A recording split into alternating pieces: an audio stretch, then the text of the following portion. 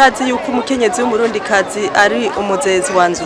Umuzezi wa nzu rero bisobanura yuko ari umuntu yaraba ibintu byose biri mu rugo.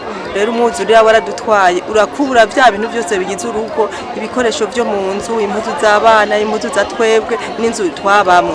Rero turi mu kangaratete ngaha mu Kajaga Kigaramango, usanga nka jewe mfise abana 8 na se na nyina twari 10, none tuba mu nzu y'imetero imwe ku metero imwe agahema.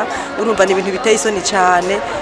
Iyumvire kuhungana abana bo bose nitugira ico turyamako. Ubu twirirwa twicaye twari dufise n'imirima twakoramwo, twagize inzu n'imirima byose byaratwawe. Urumva ni ngorane cyane. Ego ni kihe kintu rero muba musabana cyane ku barundi bari mu mahanga?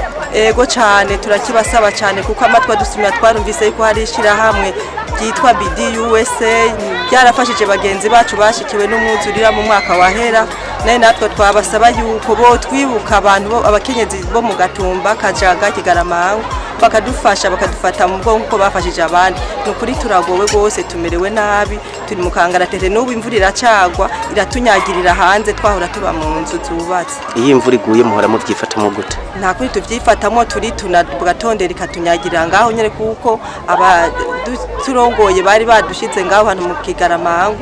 Nta mahema turaronka, twese turi ngaho turemera ikatunyagira n'ibibondo. Nka cyane ni ikihe kintu musaba cyo bacihuta muri uno mwanya? Ikintu cihuta muri uyu mwanya bwa mbere bo turonsa amahema twese n'ibikoresho byo mu nzu, impuzu n'ibikoresho by'abana bo nabo baricaye ntibiga. Ivyo bintu birihutirwa cyane kugira ngo twirinde imbeho, murazi ingwara zikunda guca ziza ahantu hakoraniye abantu benshi.